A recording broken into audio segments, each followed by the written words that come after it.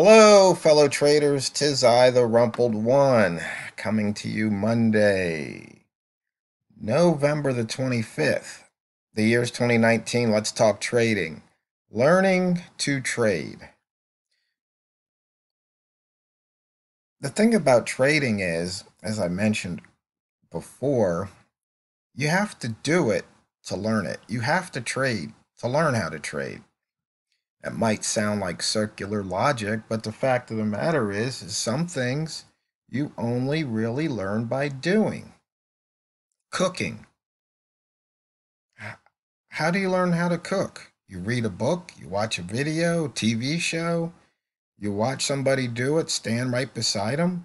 But until you start cutting ingredients and mixing ingredients and putting them in the pan or in the oven, in the pot, boiling, baking, sauteing, you don't learn how to cook.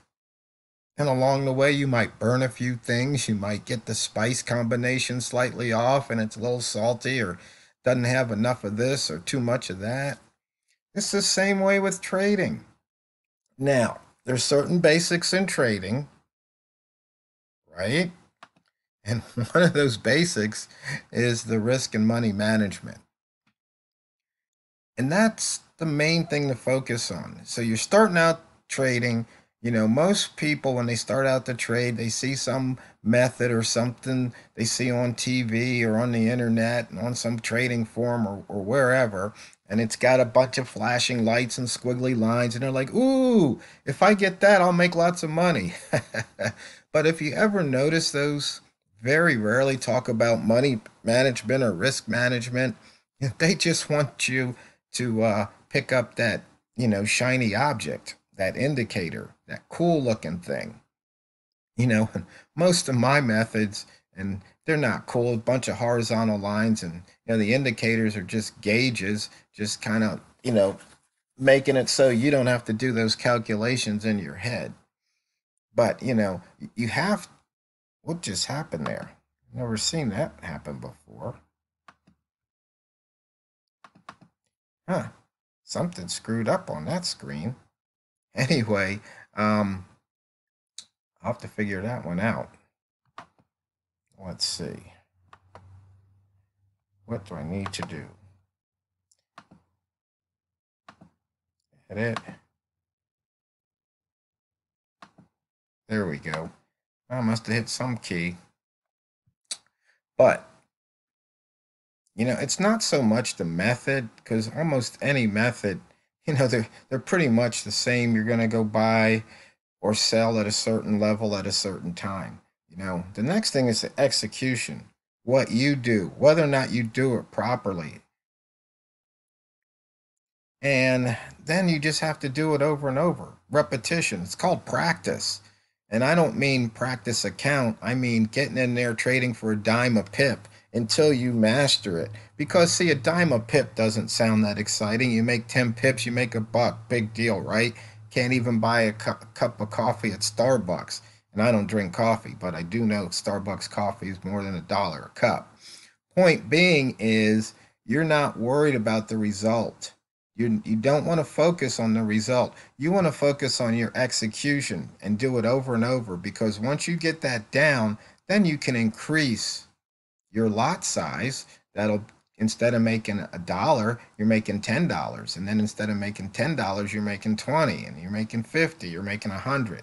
That's what you want to do to learn to trade. So it's just real important in those beginning days when you're beginning trading, and as you continue, that on any one particular trade, you don't lose more than you're willing to lose. And I know there's that one guy out there, okay, go ahead and, he wants to skip this part because I repeat it practically every day. But that's why it's so important. It's so important. You missed that one time and it could be curtains. So, let's move over here to the weekly chart. And just remember, boys and girls, these videos are for educational purposes only, and your results may vastly differ from mine.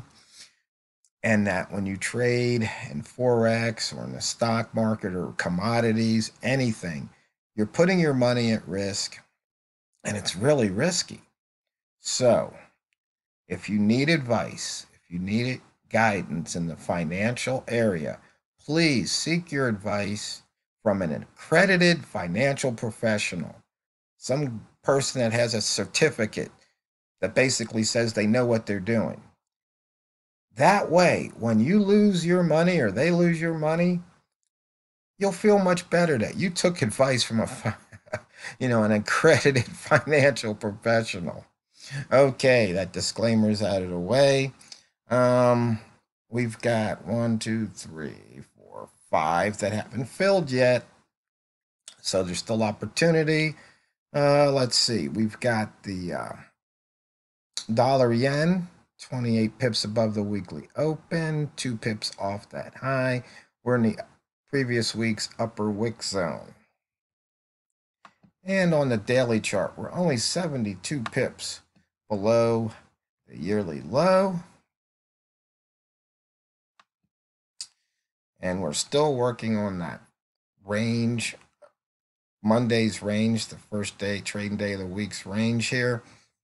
And I don't know if you've noticed this, but it seems like these Mondays, these candles seem to be pretty big. Here's Monday, and go back Friday, Thursday, Wednesday, Tuesday. There's another Monday, nice big candle there. This past couple weeks, they've just been on the rather large size.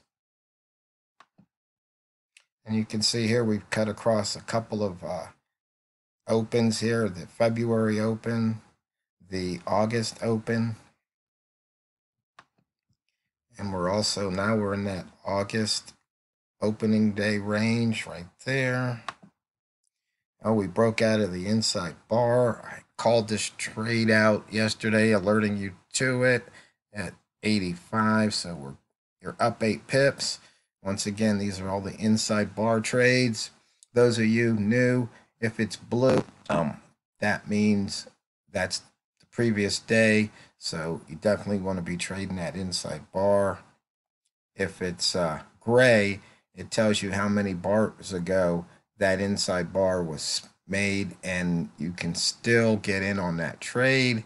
But if it's red or green, it's telling you that it's already exited the inside bar. So you can see here, it's green for dollar yen because it's exited to the north. Red means exited to the south. Range, only 4 above 100. They're all pound pairs. So if you're looking for action, that's where the action seems to be. And who just put in the highest open here for H1 for the week. You can see prices dropping down from there. We went over this yesterday's video, and a buy zone trigger. It took out the pivot because price gap down. I'm sorry, actually price gapped up, so we take that short towards the pivot. Then it turned around and moved up, and now it's coming back down. Future pivot point at the moment, 108.82. So traders, when you're trading, once again, the money management, this pivot trade, we look at it, and you can see at the open, if you trade toward the pivot here, it was only maybe 3 pips you could have taken, 3 or 4 pips. That's not the point. The point is, okay, you've got a 3 or 4 pip target. So then where do you put your stop loss? You might put it 3 or 4 pips the other way. And you can either hit one or the other. Now, if it hits the pivot, but do you take profit there? Do you think it might go? Do you move your break even to, in this case, it would be break even, your stop to break even -1? Is that where you put it? See, that's up to you. You're only going to figure that out with seat time in front of the chart, okay? Because you can have a system that says, yeah, move it to your break even. In this case, break the open, your break evens or your stop loss is right there at the break even -1, okay? And You say, well, you only get targeting 4 pips. I'm not going to buy a Ferrari off of that. Well, it depends on your lot size. That being said, starting out isn't when you're thinking about buying Ferraris. That comes later. Um, no, I don't have a Ferrari. I like Miatas. I got a bunch of them. So here we go. Not enough pips for the rat zone, even though we're experiencing a little rat reversal there. Pivots. We've already hit all the pivots so far, so nothing. So the actions already happened in the pivots. See there, we took out that pivot, so we still have that one missed pivot here for November. Price action. This is probably one of the charts, if you're trading, you can start out trading on. And this is perfect practice. Okay, price is here.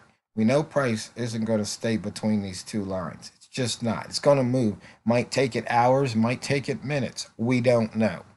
So if you go short here and you go long there, and then, of course, you can put your stop loss in, and you can learn to take profit when it makes sense to you. But you just have to learn that. And it's like, don't even try and think about, well, things, concepts like trend or support and resistance or supply and demand.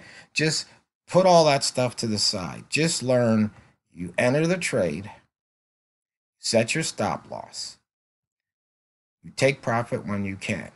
If it looks like the trade's going against you, and say you put your stop loss here, it's like, well, wait a minute. Maybe it broke a wick zone or something. It's like, this is going the wrong way. You can cut. You don't have to let price hit the stop. You can cut it off long before, because the main thing is to preserve your capital. Okay? Now, some people would say, yeah, but then, if I had left it alone, I would have made a boatload of pips.